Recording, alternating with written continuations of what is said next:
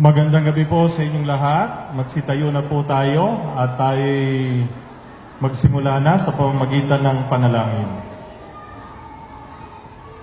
Damahin natin ang presensya ng Diyos sa ating paligid.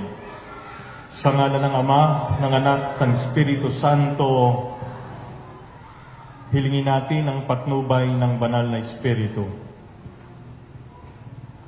Come, Holy Spirit, fill the hearts of thy faithful, and enkindle them the fire of thy love. Send forth thy Spirit, and they shall be created, and thou shalt renew the face of the earth. Let us pray. O God, who by the light of the Holy Spirit did instruct the hearts of thy faithful, grant us by the same Holy Spirit to be truly wise and ever rejoice in his consolation, through the same Christ our Lord. Amen. Ngayon ay hilingin natin ang pamamatnubay at kalinga ng ating mahal na ina.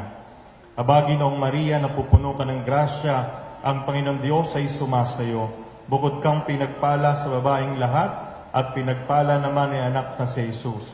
Santa Maria, Ina ng Diyos, ipanalangin mo kaming makasalanan, ngayon at kung kami mamatay. Amen. Hilingin natin ang pagtatanggol sa atin ni San Miguel Arcangel laban sa mga demonyo. San Miguel Arcangel, ipagtanggol mo kami sa labanan. Maging bantay ka nawa namin sa kalupitan at sa mga silo ng demonyo. Sugpoy nawa siya ng Diyos na ipinagmamakaawa namin sa iyo. At ikaw, prinsipe ng mga hukbo sa langit, sa kapangyarihan ng Diyos, ibulit mo sa impyerno si Satanas at ang lahat ng masasamang espiritu na gumagala sa sanlibutan at nagpapahamak sa mga kaluluwa, siya nawa. San Vicente Ferrer. Sa ngalan ng Ama, ng Anak, ng Espiritu Santo. Amen. Magsiupo po tayo. Magandang gabi po sa inyong lahat. Una po ay kayo po ay malugod na naming tinatanggap. Mga kapatid nating mga Katoliko, kung meron naman pong hindi Katoliko dito, maligayang pagdating po dito sa pagbubunyag ng katotohanan. Yung pong iba, bunyag ng bunyag, hindi naman totoo. Ito po, sa totoo lang tayo. At sasabihin ko po sa inyo, lahat ng magsisinungaling dito, tatamaan ng kidlat. Siguro po, sasabihin nyo, nung pong nagpapamigay kami ng imbitasyon para po dito, marami pong ayaw tumanggap. Kasi sabi, ayaw ko ikang pumunta dyan sa Iglesia ni Cristo. Tapos nung nabasa nila si Father Richmond Hill, na naging miyembro ng ECA ng Iglesia ni Cristo yung pare.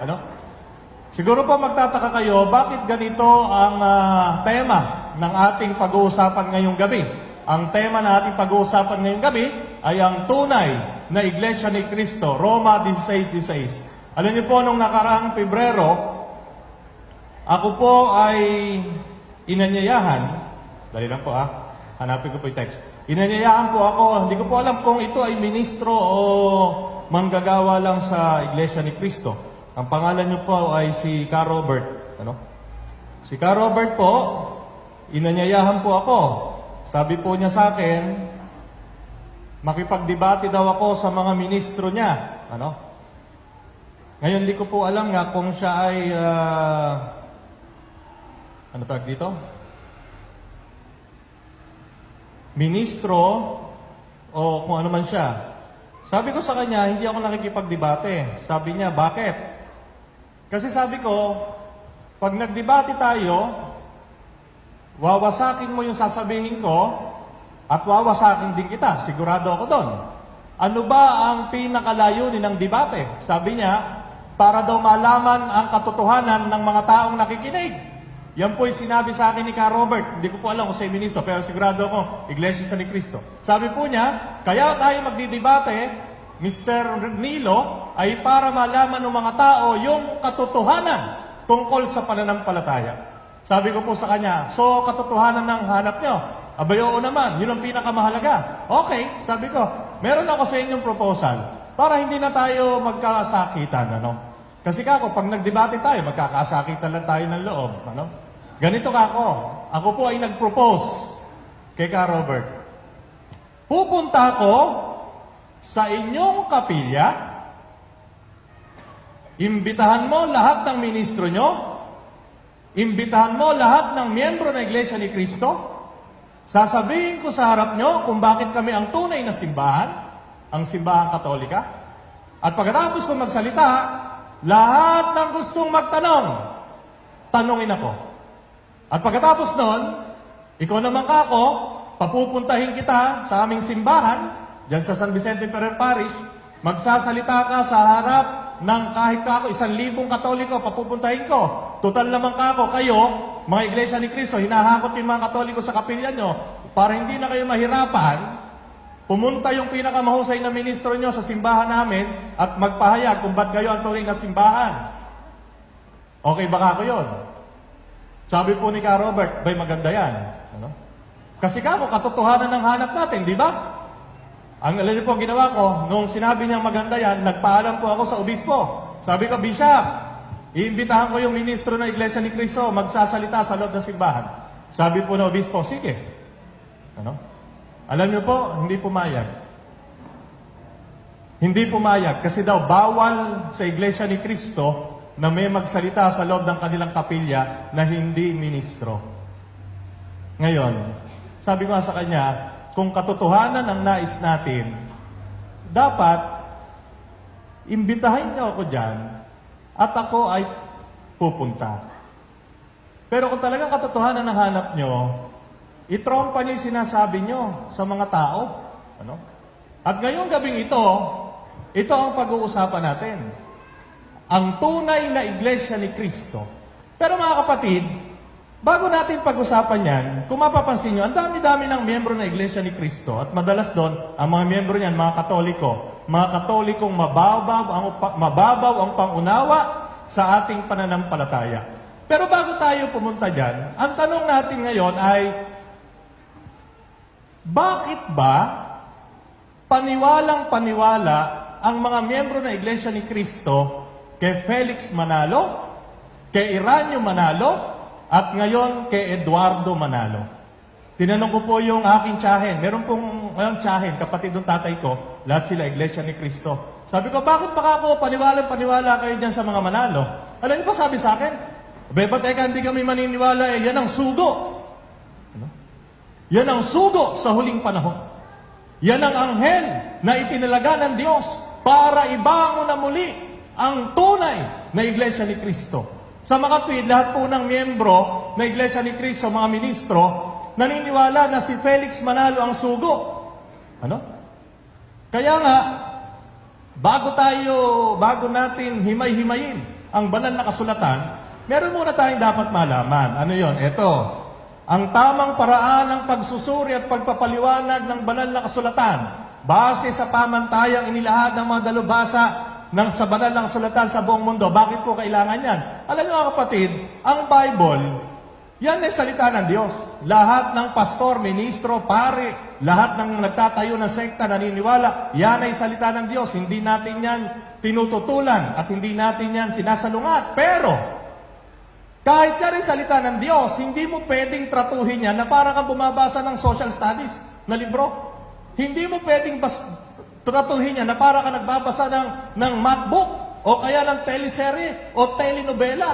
Itong aklat na ito, kahit yan ay salita ng Diyos, kapag hindi mo pinag-aralang mabuti, mapupunta ka sa impyerno.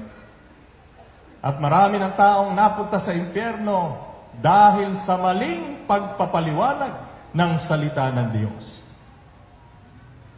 Pag po sinabi kong mga dalubhasa, sino ba yon? Ayan. O yung mga Katoliko at hindi Katoliko, kung hindi nyo po kilala yung mga taong nakasulat ang pangalan dyan, hindi po yan mga Katoliko lahat. Iba-iba po yan. May Katoliko, may Anglican, may Protestante, pero lahat ng yan kilala sa buong mundo bilang mahusay at dalubhasa sa banal na kasulatan. O, yung mga, lalo na mga Iglesia ni Cristo dito, baka hindi nyo kilala to. Baka kilala nyo lang ng mga tagapagpaliwanag ng salita ng Diyos yung mga ministro nyo.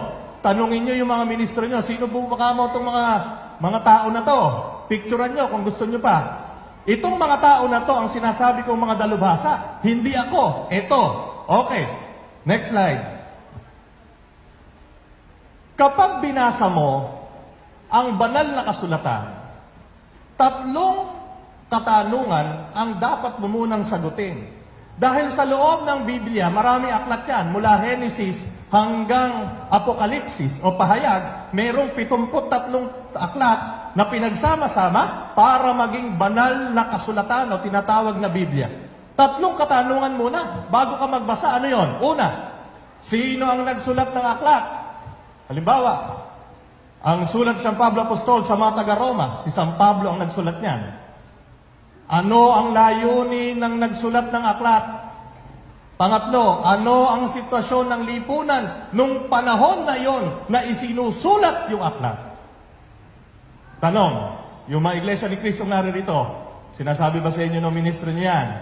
Sasagutin ko na kayo, hindi. Bakit? Nag-uusap kami ng aking mga kamag-anak eh.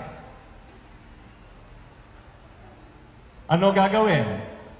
Lahat ng mga nagpapatawag ng pagpapamahayag, babanatan kagad ng talata. Babanatan ng talata, pero hindi ipapaliwanag kung bakit sinulat yung talata na yon. Hindi ipapaliwanag kung sino ang nagsulat ng talata na yon. Hindi ipapaliwanag kung ano ang layunin kung bakit sinulat yon. At kapag nasagot mo yung 3 na yan, tsaka ka palang maaaring magpaliwanag ng mga talata dito sa loob ng Biblia. Ngayon, bago po tayo dumako dito, kailangan muna nating maunawaan kung sino si Felix Manalo. Bakit? Kasi po, kaya naniniwala ang mga iglesia ni Cristo na sila ang tunay na simbahan ay hindi dahil sa Roma 16:16. Kaya sila naniniwala na sila na ang pangalan ng Iglesia ni Cristo, sila ang tunay na simbahan, hindi dahil sa sulat ni San Pablo Apostol sa mga taga-Roma. Sila ay naniniwala na sila ang tunay na simbahan dahil kay Felix Manalo na pinaniwalaan nila na huling nasugo sa huling panahon. Na si Felix Manalo daw ang anghel na isinugo ng Diyos para itayong muli ang Iglesia ni Cristo na tumalikod nung namatay ang huling apostol. Next slide. Ang pagbubunyag ng katotohanan. 2 ang ating sasagutin. Una, si Felix Manalo ba ang anghel na tinutukoy sa Apokalipsis 7:2? Yan po ang basihan nila. Ewan ko kung naka-attend na kayo ng pamamahayag. Sigurado ito ang sasabihin, yung mga iglesia ni Cristo naririto. Di ba? Ito ang basihan nyo kung bakit si Felix Manalo ang anghel na sugo. Apokalipsis 7, 1 hanggang 3, pero particularly 7:2. Yung po Apokalipsis, ang isa pang pangalan yan, Pahayag. Meron pong Biblia, tinatawag yan ang pagbubunyag. Pero sa lumang Tagalog, Apokalipsis ang tawag. Okay. Yan yung una nating ibubunyag. Si Felix Manalo ba ang anghel na tinutukoy sa Apokalipsis?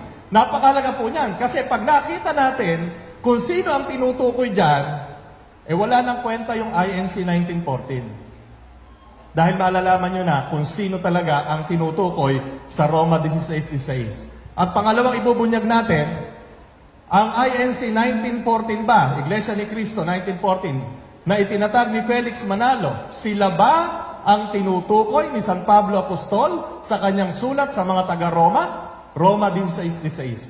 Yan pong 2 na yan ang ibubunyag ko sa inyo. Sabi ko nga po kanina, pag ako tinamaan ng kidlat dito, nagsisinungaling ako. Pero pag may nagtanong dito, tinamaan ng kidlat, yung pinanggalingan nyo, sinungaling. Okay, ang pagbubunyag ng katotohanan. Una, tanong, si Felix Manalo ba ang anghel na tinutukoy sa Apokalipsis? Sino ba si Felix Manalo? Baka hindi nyo pakilala. Papakilala ko muna sa inyo. Si Felix Manalo, taga-Taguig yan. Ipinanganak noong May 10, 1886. Tatay niyan, si Mariano Isagun. Nanay niyan, si Bonifacia Manalo. Ang tunay na pangalan ni Felix Manalo Isagun. Ang tunay na apelido niyan, kung kukunin yung apelido ng tatay, Isagun. Tapos, nagpalit ng pangalan. Tinanggal niya yung apelido ng tatay niya, ang ginawa niya apelido, yung apelido ng nanay niya.